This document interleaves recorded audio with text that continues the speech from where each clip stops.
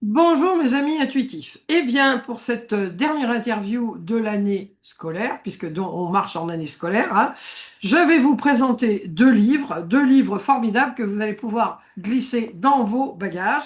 Alors, formidables parce qu'ils sont vraiment très intéressants, passionnants, je dirais, et puis parce que ça nous permet d'être moins bêtes. Alors, on peut être à la plage, on peut être en vacances, et puis quand même avoir le désir, hein, je dis, d'apprendre des choses. Alors voilà les deux livres en question. C'est Jung à la plage, vous voyez, c'est d'autorité. Je signale que Jung, on a le même nom, mais ce n'est pas mon grand-père. Il y en a un qui est suisse, mon grand-père était allemand. Et puis l'autre, c'est sur les rêves. Alors vous voyez que vraiment, c'est quelque chose qui va vous passionner. Puis alors là, ils sont pas très très gros. Pouf, vous pouvez les glisser dans des valises, même archi pleines, archi pleines. Il y aura une petite place pour eux. Alors j'ai l'auteur avec moi, toujours grâce à la technique. Bonjour Chantal.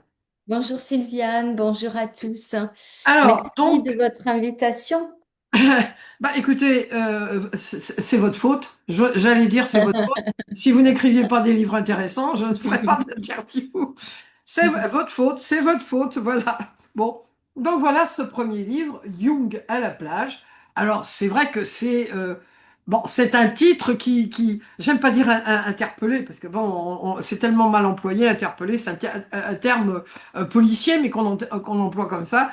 Donc, c'est un livre qui attire notre attention, on va dire. Alors pourquoi Jung à la plage? Parce que c'est quand même rigolo, Jung à la plage. Oui, alors il y a deux raisons principales. La première, c'est que ça fait partie d'une collection de l'éditeur Duno, qui a créé depuis quelques années cette collection à la plage, avec l'idée que effectivement on peut aller faire bronzette à la plage tout en s'instruisant. Et l'idée, c'est de parcourir la vie et l'œuvre de personnes qui ont vraiment marqué l'histoire. Donc, dans différents domaines, de la psychologie, de la sociologie, de la science. En même temps que Jung à la plage, il y a Lévi-Strauss à la plage, il y a Pythagore à la plage, Le De Gaulle aussi. il y a, De oui, De Gaulle à la Gaulle, c'était plage. un ancien. Voilà, il y a eu Gisèle Halimi à la plage. Oui, oui. Voilà, donc l'idée, c'est de rendre hommage par cet intermédiaire à des grandes personnes. Et la deuxième idée, c'est que moi, je travaille depuis plus de 30 ans selon les principes jungiens. Et pour moi, Jung est une très grande personne. Et donc, quand Duno m'a parlé de cette collection, tout de suite, j'ai proposé d'écrire sur Jung avec l'idée à la plage, c'est que on a quand même une synthèse, un résumé de l'œuvre et du parcours de la personne. Voilà, donc j'ai trouvé que c'était très intéressant aussi d'associer la vie de Jung et Oui, c'est ça, son oui. œuvre. Oui, c'est ça que j'ai trouvé passionnant, hein. Donc je remonte, Jung à la plage, de chez Duno. C'est que parce que les livres de Jung, il faut quand même dire les choses, hein. Bon, moi, je le connais depuis un bout de temps, comme vous, peut-être un peu plus, parce que je suis plus âgé que vous. Mais il n'est pas facile à lire, hein. Autant Freud, il est facile à lire pour moi, et bon, j'ai eu d'autres collègues qui ont trouvé la même chose. Ah, mais écoutez, Jung, compliqué, compliqué le monsieur, hein. Bon, enfin pour moi, hein, vraiment. Autant Marie-Louise von Franz, Mm. son bras droit, moi j'ai tout lu ses bouquins, ça coule, mais alors lui, il était pas, je sais pas, c'était pas ça. Alors, moi, ce que j'ai beaucoup, beaucoup aimé dans votre livre, justement, c'est que vous parlez de l'œuvre de Jung, mais vous accompagnez, ça accompagne, comment dire, la vie de Jung, sa jeunesse, comment son père qui était pasteur, comment bon, il a eu son lien à la spiritualité, tout ça, et puis comment petit à petit il découvre les choses, comment il s'éveille, etc., etc. Et donc c'est un livre qui se lit un peu comme un roman, la vie de Jung, mais qui nous instruit quelque part, hein. C'est vraiment, on s'endort moins bête, hein, le soir en lisant votre livre. Hein? Donc, Merci. ben, si. Donc, Jung, il s'est intéressé à tellement de choses. Il nous a laissé un héritage tellement fabuleux. Comment vous avez choisi ce qui finalement est dans votre livre? Ça a dû être dur. Oui, alors déjà, j'ai choisi ce qui me semblait être très caractéristique du personnage. Ses découvertes. Hein. Voilà. Et par rapport à Freud, de pouvoir montrer ce qu'il a apporté en plus dans la prolongation du travail de Freud. Ces découvertes, ce lien particulier à la spiritualité aussi. Et puis vraiment, tout ce qui peuple notre langage quotidien. Maintenant, on parle d'archétypes, Oui, parle d'anima d'animus, on parle d'ondes d'inconscient, symboliques, pardon, inconscient collectif. inconscient collectif. Donc tout ça, c'est des choses qui sont rentrées dans le langage synchronicité, Oui, ah oui, synchronicité, oui. dans le langage très courant maintenant, très moderne. Et donc ce personnage, ben, ça fait un an, un siècle qu'il les a mis au point et je voulais voilà, mettre un petit peu en scène toutes ces découvertes. Et puis, il y a aussi quelque chose que j'ai fouillé, c'est en analysant différentes sources, j'ai recherché les rêves de Jung. Oui, Parce les rêves, que, oui. Sont importants, les rêves, hein, ces rêves, hein. voilà, et donc j'ai essayé, je me suis attachée à montrer des moments de vie de Jung, certains rêves de Jung et ses découvertes, pour donner un éclairage aussi à la fois de la vie consciente de Jung et de la vie inconsciente de Jung sur ces découvertes. Donc pour moi, dans une optique de transmettre qui était Jung, voilà, c'est les sujets les plus marquant, je dirais, mais on pourrait faire une édition numéro 2 avec d'autres sujets, hein, tellement Bah oui. Bah, l'univers faut dire, est vaste. ça pourrait être dans la Pléiade, hein, franchement, vu son œuvre, ça pourrait être la Pléiade. Mais moi, ce que j'ai trouvé vraiment intéressant, c'est pour ça que vraiment je voulais en parler, comme dernier, dans la dernière interview, juste avant les vacances. Voilà, vous avez un livre à acheter. Bah, on s'instruit, en même temps c'est intéressant parce que ça se lit comme un roman, comme j'ai dit, mais on s'endort moins bête. Alors ça, pour moi, c'est quand même aussi intéressant. Donc vous avez bien, on progresse avec lui dans sa vie. Alors les rêves, c'est vraiment on va en reparler parce qu'il y a un deuxième livre, hein, il y a un deuxième livre dont on va parler tout à l'heure. Et combien les rêves étaient importants pour Jung. Il s'est intéressé à des centaines de choses, dont l'astrologie. Alors ça, il faut quand même le faire. Oui, tout à fait. Mais alors, il s'est intéressé en fait à beaucoup de traditions. Et notamment les traditions. Alors, il a consacré 10 ans de sa vie à l'alchimie, quand même. Oui, Il a été creusé du côté de toutes les mythologies. oui. Et il a trouvé que euh, l'astrologie et l'alchimie étaient des façons pour le monde moderne de garder un lien en tant qu'être humain avec nos mythes fondateurs, avec ce qui nous relie à la nature, avec le grand N, Ok. ce qui nous relie à une forme de cosmos, de divin, de spirituel.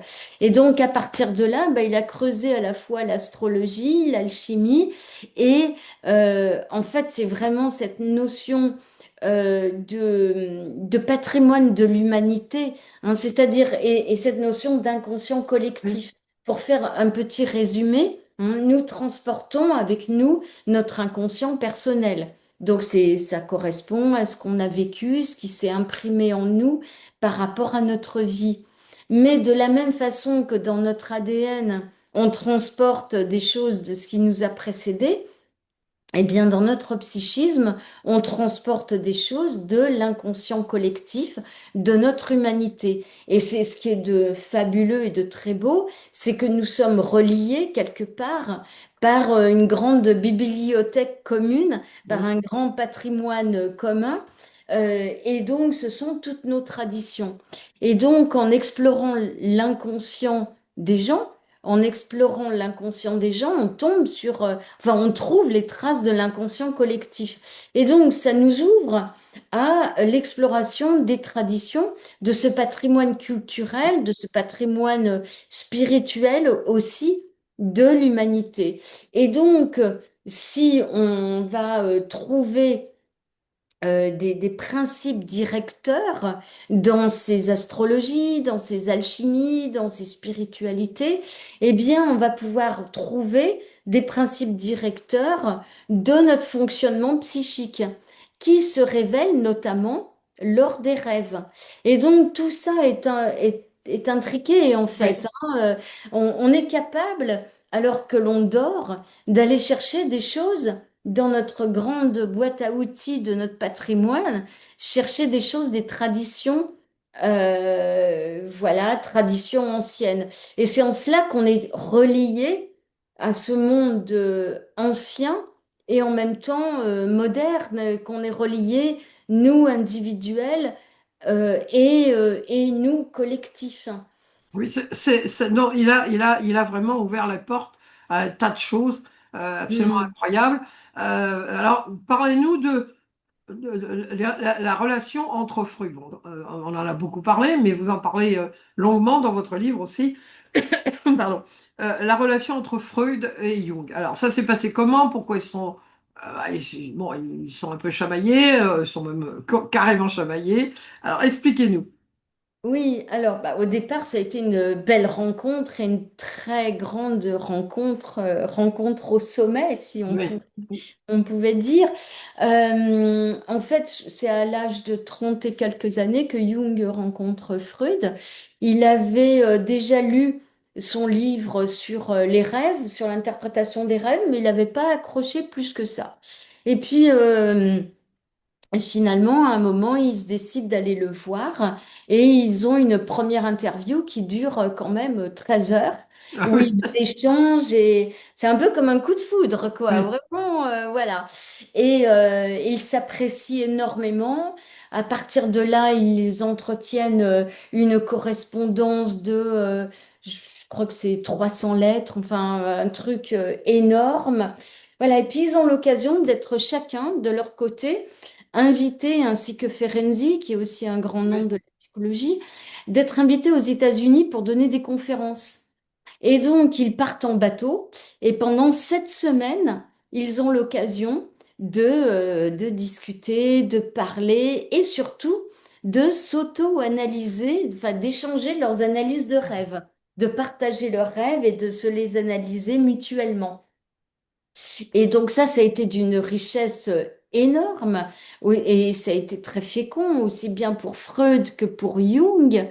Voilà. Mais après, donc là, c'était le côté très beau, la rencontre magique. Par contre, il y a eu quelques petites Friction. frustrations. Voilà. Il y a eu le fait que Freud, qui était plus âgé que Jung, et qui s'était mis dans la tête qu'il allait mourir à 62 ans. Et donc, il trouvait une urgence à trouver un successeur. Et donc, il a quand même investi Jung voilà, d'une projection finalement que Jung allait être son successeur. Sauf que Jung, alors lui, il était très d'accord avec ça, dans le sens où bah, il partageait tellement de choses géniales, mais être successeur de Freud sur toutes ses idées, là, il n'était pas d'accord. Il voulait garder son autonomie et notamment certains aspects où il divergeait, hein. Deux aspects principaux, hein, sans tout dévoiler, mais voilà, deux aspects principaux. Un premier aspect, c'est la place de la sexualité chez Freud, que Jung trouvait un peu démesurée, enfin dans Mhm. l'œuvre hein, Oui. de Freud, qu'il trouvait un peu trop pilier de la réflexion psychologique. Et lui, il préférait ouvrir à plein d'autres choses. Et le deuxième sujet, eh bien, c'est la spiritualité, où il y avait quelque chose voilà, dans Freud qui retenait Freud quant à son ouverture voilà, sur des choses plus de l'ordre de l'invisible. Oui. Par exemple, quand il y avait des phénomènes un petit peu paranormaux, ou voilà, il était moins, bien qu'il ait participé à des sessions de spiritisme quand Oui. même, Freud, hein, voilà. Oui. Mais il était, on va dire, moins branché Mhm. que Jung. Donc, à partir de ce moment-là, ça s'écartait un petit peu. Et pour Jung, être complètement le successeur de Freud, c'était pas possible. C'était un petit peu comme lui mettre un fil à la patte. Oui, c'est ça, oui, Et tout à il fait. n'avait pas trop envie. Ceci dit, il l'a toujours soutenu et il a toujours rendu hommage à ce grand homme, ce grand précurseur de Oui, bah oui, l'analyse. oui, oui. Alors, donc, ils se sont un peu rabibochés à la fin quand même. Oui, oui, oui.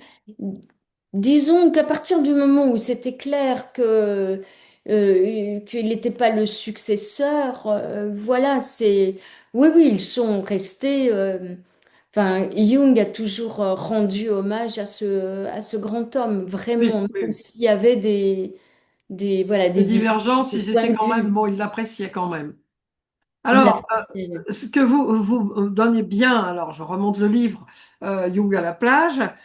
Donc, moi, ce que j'ai beaucoup aimé aussi dans votre livre, c'est que on accompagne la vie de Jung, donc il vit avec nous, on vit avec lui plus exactement, on vit avec lui, et ce qu'il trouve. Alors ses rêves, parce que alors les rêves de Jung, alors ça a une place énorme, et puis comment il découvre l'inconscient collectif, les choses. Alors comment on peut dire la grande histoire a influencé la petite histoire de Jung, bon même si lui en lui-même c'est un monument, mais quand même la grande histoire, hein, la guerre, etc., etc. Donc comment ça l'a influencé finalement? Dites-nous. Oui, alors bah déjà, il y a l'époque, hein, ce qu'il a vécu, même s'il a vécu en Suisse, donc quand même un Oui, petit peu à l'écart des oui, grands quand même, oui. événements. Mais il est né en 1875 et il est décédé en 61. Donc il a vécu bah, la Grande Guerre, la première et la deuxième. Oui, oui, Et donc, bah, moi, ce que j'ai trouvé, c'était vraiment des rêves prémonitoires, oui, notamment ses rêves de 1913 et de 1914, où il voit mais des choses horribles, quoi. Il voit des charniers, il voit des gens décimés, il voit des trucs horribles. Et à ce moment-là, il avait peur de devenir fou. Tellement voilà, il avait très peur d'être malade, que oui. ce soit son inconscient à lui qui lui envoyait des messages Bon, pour c'est lui incroyable même, hein? mais lui dire, mais regarde comment t'es malade, quoi. Et donc il Oui. avait très peur. Et puis finalement, c'est ce qu'il a mis sur la voie de l'inconscient collectif quand il s'est rendu compte, au moment où la guerre éclate, il se rend compte que, ben, effectivement, c'était des rêves prémonitoires qu'il avait eus et qu'il était en fait branché avec son histoire à lui sur la grande histoire. Sur la grande histoire, oui. Ouais. Et d'autres éléments, c'est la période de la montée de Hitler, la montée du fascisme, voilà, où il a aussi analysé, il s'est dit, je vais analyser cette période comme si c'était, comme si l'humanité, ou en tout cas ce peuple, Oui, voilà, était un seul individu. Et donc, psychiquement, psychologiquement, qu'est-ce qui se passe pour ce peuple? Et il a été très étonné, notamment, de voir que ce peuple était en train de mettre en place des horreurs, oui, mais qu'il y avait un élan de fraternité entre eux. oui, À tel point que, par exemple, à un moment, il se rend en Allemagne, il va dans une épicerie et il prend des trucs dans l'épicerie et on lui dit, bah, c'est cadeau. Voilà. Donc, il est très étonné. Tiens, cadeau, bizarre. Et donc, à partir de là, ben, il étudie les mécanismes psychiques de cette nation et voilà, donc en étant baigné complètement dedans, donc à la fois par sa vie consciente et par sa vie inconsciente.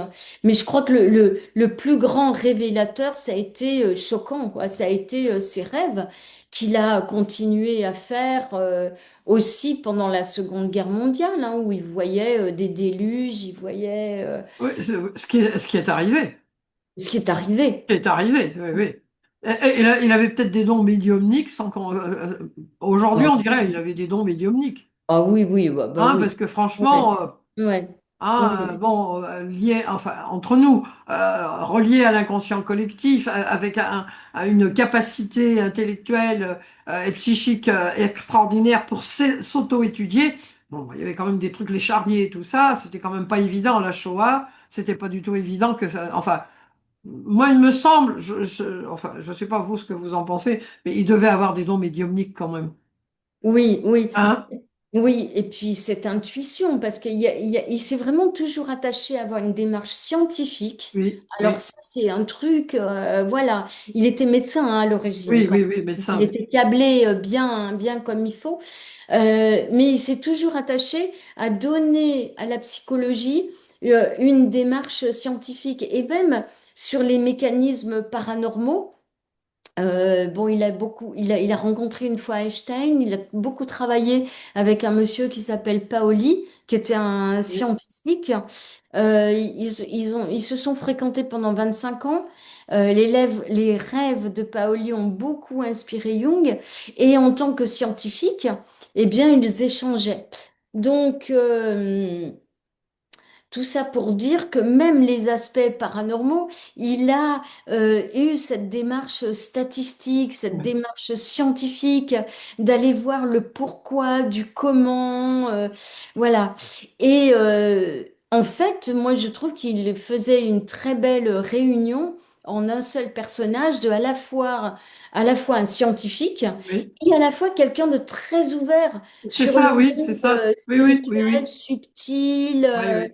Voilà, et c'est exceptionnel Ah d'avoir. là, oui, c'était un homme exceptionnel. Ouais, Il faut dire les choses. Et c'est avec Paoli, et grâce à Paoli, qu'ils ont trouvé le principe des synchronicités. oui, Ben oui, absolument. oui, oui. C'est donc deux scientifiques qui finalement trouvent un truc. Aujourd'hui, tout le monde parle un peu à tort et à travers des synchronicités, mais au départ, ce sont quand même deux scientifiques qui ont mis au point, entre guillemets, enfin oui, qui ont mis au point ce qu'on appelle aujourd'hui les synchronicités. Alors, je crois que à qui s'adresse ce livre? Voilà. Pour terminer, je voudrais parce que on a encore du pain sur la planche, si j'ose dire. À qui s'adresse ce livre pour vous?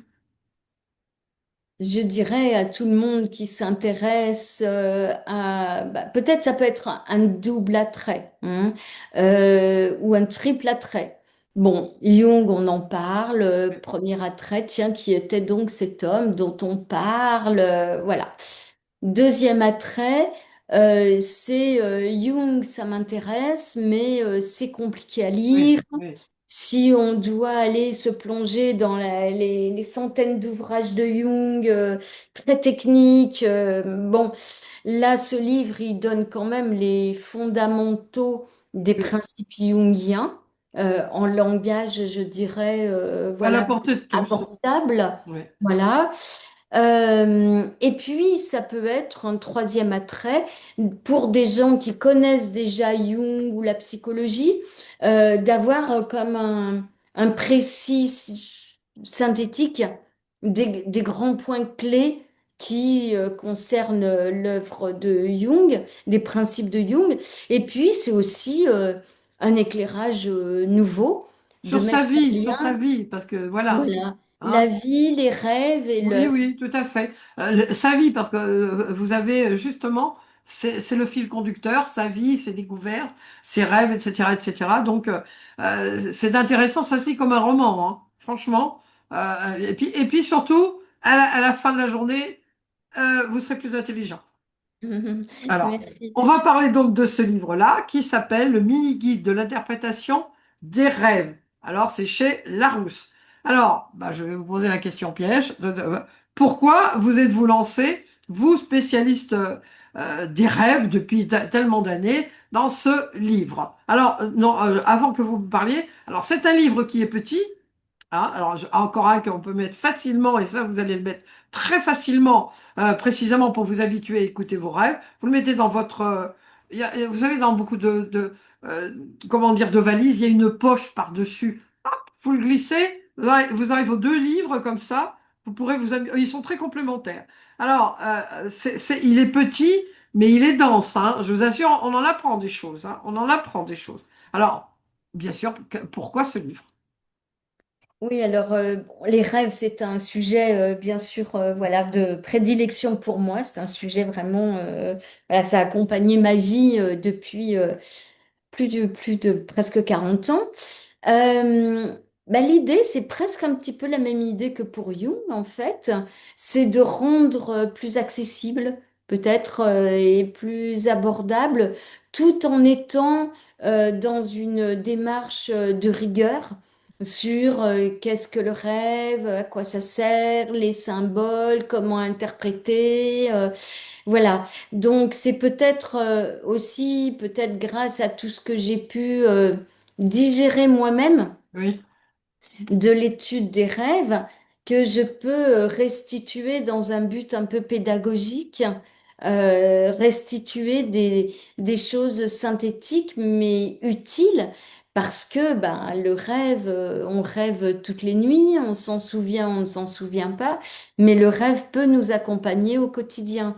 Et donc l'idée d'un petit livre aussi, c'est de pouvoir se dire, bah, tiens, cette nuit, voilà, si je oui. rêve de ça, qu'est-ce que j'ai quelques petites clés dans ce livre. Euh, voilà, c'est un petit peu l'essentiel du rêve Oui, en oui, qui est condensé là-dedans, condensé. hein, même si on ne veut pas se lancer dans des études très poussées sur le rêve, mais effectivement, c'est pédagogique dans le sens, c'est vrai, où bon, il y a des questions qu'on se pose. Et là, on ouvre et puis il y a les réponses que vous avez parfaitement. Donc vous êtes mise à la place de la personne qui allait lire, hein, c'est ça le côté pédagogique, mais très intéressant. Alors, dites-moi, le rôle des rêves. On en a parlé avec Jung maintenant, mais ils servent à quoi finalement les rêves? Alors, il y a deux fonctions. Enfin, je vais dire, ouais, il y a deux fonctions. Il y a une première fonction qui est une fonction physiologique, hein, c'est-à-dire que dans les années 60, il y avait le professeur Genet à Lyon qui a bien montré qu'on avait besoin de Oui, rêver pour libérer de l'oxygène, hein, oui. voilà, dans notre cerveau pendant le sommeil et que ça nous réparait. Et puis, il y a une fonction psychologique. Et c'est là où Freud et Jung étaient complètement d'accord sur le fait qu'on a besoin d'exprimer à travers le rêve des choses qui étaient refoulées, qui ont été refoulées et qui ont été mises dans l'inconscient, qui ont été stockées et qui ont besoin à un moment de s'exprimer pour qu'on puisse se poser des questions et aller de l'avant et s'écouter et voilà, écouter nos messages nocturnes également parce qu'ils sont pleins de sagesse. Et si on remonte à une période très ancienne, on va se rendre compte que dans l'Antiquité, les pharaons égyptiens avaient un guide conseiller, interprète de rêve. Interprète de rêve. Ouais, à qui ils racontaient leurs rêves et voilà, pour connaître le sens de leurs rêves et les aider à orienter la politique et la stratégie voilà, de eux en Du tant que pharaon, oui. dirigeants. Voilà. Et dans la Grèce antique, il y avait un temple dédié, Oui, donc oui, oui, tenu c'est par des ça, oui. médecins Oui, dédié aux rêves, où les gens venaient, dormaient, le matin racontaient leurs rêves aux médecins, et ça donnait aux médecins des indications sur les maux oui, qu'ils avaient, et puis la cure à administrer. Voilà. Donc, il y a cette fonction guide, sage, conseil. D'ailleurs, que Jung a beaucoup voilà, mis en avant sur le fait que on peut passer d'un pourquoi à un pourquoi. C'est-à-dire oui, le rêve va expliquer des causes de oui, choses qui ont été refoulées dans l'inconscient, mais il va également parler d'un pourquoi, c'est-à-dire d'un potentiel, de oui. qu'est-ce qu'on a envie d'exprimer de nous pour notre avenir, pour voilà, peut-être pour nous épanouir, pour nous développer. Alors, le rêve, évidemment, il va pas nous dire, voilà, tu dois faire ça comme ça, ou c'est pas évidemment ça, c'est ce que j'appelle pépère, c'est notre mental qui est comme ça. Donc, comment s'exprime le rêve? Voilà, alors c'est la difficulté et en même temps la beauté du rêve, c'est qu'il s'exprime par symbole. C'est un petit peu comme une langue particulière. De tout temps, l'humanité s'est exprimée par symbole. Oui, Si on prend oui, la Bible s'exprime par parabole, par oui. symbole. C'est-à-dire que on va exprimer des choses pour se faire comprendre. On va exprimer des choses par parabole, par métaphore, par symbole.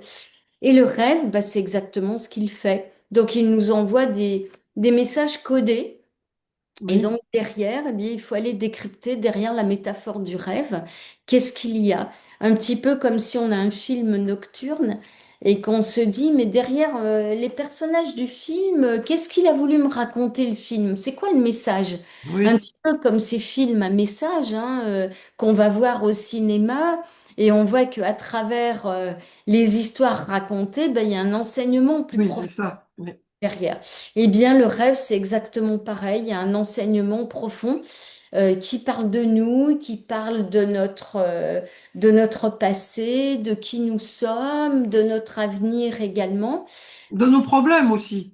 de nos problèmes aussi, tout à fait. Et donc voilà, donc on va un petit peu comme si on apprend une langue étrangère, on Oui. va décoder le langage symbolique pour comprendre les messages. Alors là, alors moi, on va en prendre que quelques-uns, mais vous, par exemple, la façon dont nous sommes vêtus dans le rêve, hein, ça a ça a une signification. Alors, les vêtements, pourquoi ça a une signification, les vêtements? Ou, pourquoi faut-il y faire attention, en d'autres mots? Alors, en fait, tous les détails du rêve vont nous donner des indications sur différents registres. Le vêtement, si on regarde la fonction qu'a le vêtement, bah, c'est on sort habillé, on se présente aux autres habillé, et donc ça va concerner notre côté apparence. Mhm. Ça va concerner l'image de soi telle que l'on veut la montrer à autrui. Ça va aussi parler de notre personnalité, c'est-à-dire ce qui nous entoure globalement par rapport à quelque chose qui serait très profondément inscrit en nous. Donc déjà, voilà, on a quelques pistes déjà sur la fonction hein, du vêtement. Alors ensuite, le vêtement, bah, qu'est-ce que c'est? Est-ce que je suis habillée, par exemple, si je suis une femme, est-ce que je suis habillée en homme? Donc là, est-ce que le rêve n'est pas en train de me parler de ma personnalité plutôt côté masculin, puisqu'on a du masculin et du Oui. féminin en nous? Si on est avec un vêtement peut-être très séduisant, peut-être que le rêve est en train de parler de l'image de séduction, l'image que l'on présente aux autres de façon à les séduire, de façon à s'attacher Mhm. quelque part un petit peu d'amitié ou d'amour ou de regard de la part d'autrui. Et puis, des fois, dans les rêves, on se retrouve tout nu. Ben, c'est ça que j'allais vous dire. Justement, justement. Et là, on va se questionner, mais pourquoi j'étais toute nue dans le rêve? En fait, ça veut dire qu'on se montre tel qu'on est, hein, Mhm. sans apparat. Que voilà, on va se voir dans le rêve, dans notre simple appareil, pour se voir peut-être en franchise dans une réalité telle que l'on est, sans chercher à se déguiser, Mais hein, donner une image. je m'en rappelle parce que justement, quand j'étais en psychanalyse, j'avais rêvé plusieurs nuits de suite que j'étais toute nue et je me voyais, tout le monde me regardait. C'était très, très déstabilisant. Ça, j'avoue que ça a été très, bon, je vous parle de ça il y a 40 ans, mais c'était très, très déstabilisant de se retrouver tout nu, même Oui, devant tout le alors monde qui vous regarde. oui, oui, oui, bah oui, c'est ça, c'est montrer, c'est accepter le regard de l'autre, finalement, sans que, tel qu'on est, Oui, mais c'est avec, gênant quand voilà, même. C'était gênant même et dans le c'est rêve. gênant. Ah, voilà, Alors, il y a les Oui, personnages du rêve, hein. Les personnages. Alors, il y a quelque chose que je voulais vous demander. Quand on rêve d'un personnage, moi j'ai rêvé il y a quelque temps de Trump. Alors là, croyez-moi, c'était presque un cauchemar. Mais cela dit, cela dit, Une autre fois, j'ai rêvé, imaginons, du président de la République. Quand on rêve d'un personnage comme ça, mondialement connu, ça veut dire quoi? Alors, il peut y avoir plusieurs explications. Une explication très liée à la réalité, ça peut être le traitement inconscient de phénomènes conscients. Oui, C'est-à-dire, bah voilà, dans la réalité, on est un peu perturbé, par exemple, par certaines choses que Trump met en place. Et bah voilà, on va rêver de Trump. Voilà, bon, ok. Ensuite, il y a, en tant que président d'une république ou d'une démocratie ou de la planète, ou voilà, c'est une fonction d'autorité. Donc, si on ramène cela à notre schéma familial et oedipien, peut-être que ça, comme c'est symbolique, oui, on laisse de côté le côté réalité, on va se dire, tiens, c'est le président de la République dans sa fonction symbolique, donc dans la famille, ça peut être une figure parentale, soit le d'accord. père, soit la mère, Mhm. enfin une figure d'autorité. L'autorité, c'est ça, oui, c'est ça. Oui.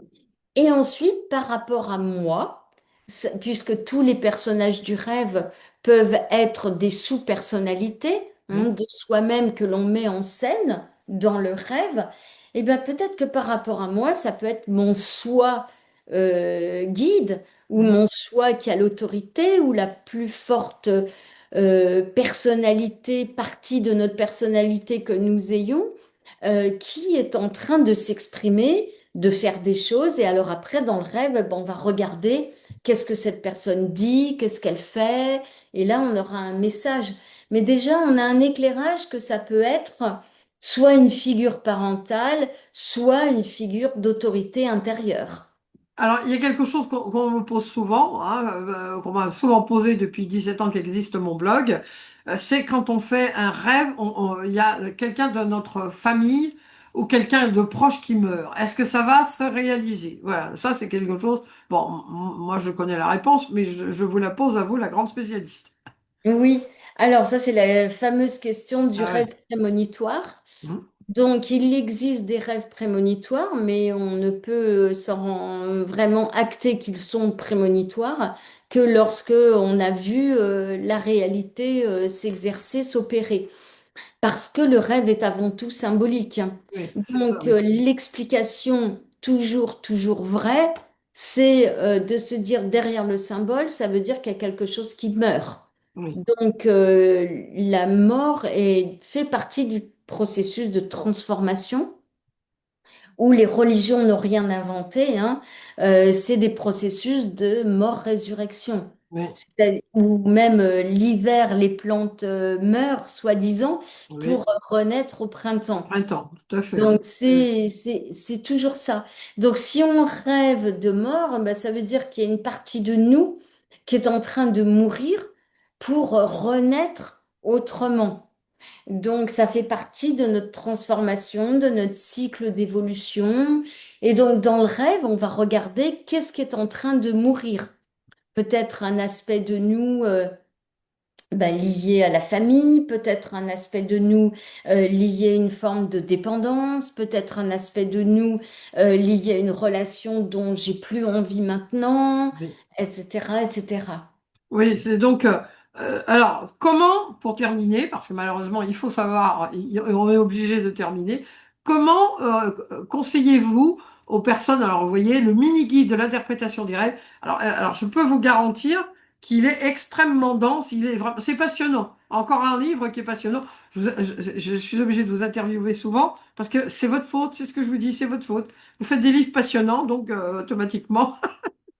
Ben voilà, c'est votre faute, c'est votre faute. Donc, comment vous conseillez à, bon, moi j'ai l'habitude des rêves, mais comment vous conseillez aux personnes qui vont acheter ce livre? Alors, il est vraiment accessible, à 4,95 €. Je n'ai pas donné le prix de celui-là, c'est 15,90 € aussi. Bon, il est vraiment accessible à quasiment toutes les bourses, hein, on va dire. Et, ça vaut la peine de faire un petit sacrifice, même si vous dites, ah oui, c'est beaucoup d'argent. Pour certaines personnes, évidemment, mais vraiment, je vous le conseille. Et celui-là, 4,95. Et puis, vous pouvez les glisser dans votre... je veux absolument vous les faire emporter dans vos vacances. Alors, comment on s'en sert? Comment quelqu'un... voilà, quelqu'un, il l'achète et comment il va s'en servir? Alors, il y a toute une première partie qui sont des principes sur les rêves.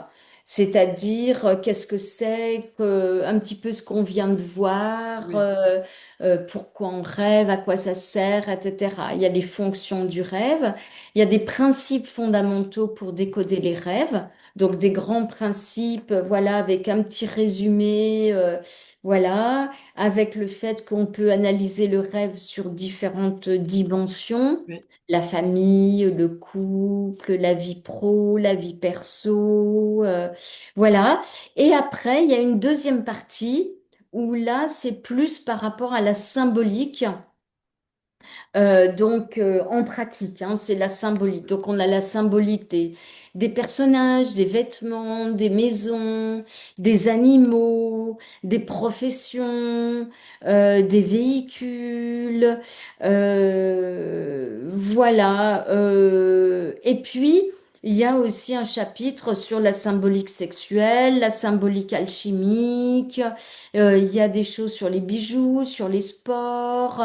Voilà. Donc, Ça donne vraiment c'est un guide, hein, vraiment un guide.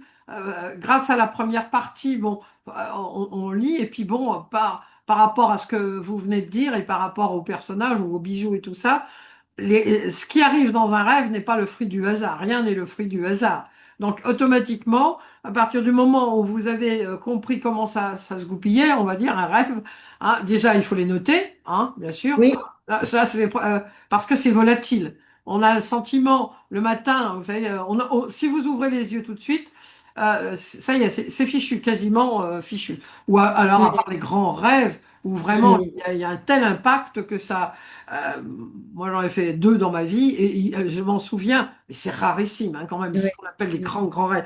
Donc là, il faut vraiment le noter, hein, d'avoir un petit cahier ou un grand cahier, je dis toujours un petit, mais un cahier à côté de vous et tout de suite noter au moins les mots-clés. Hein, c'est ça, hein, oui, Chantal. ouais.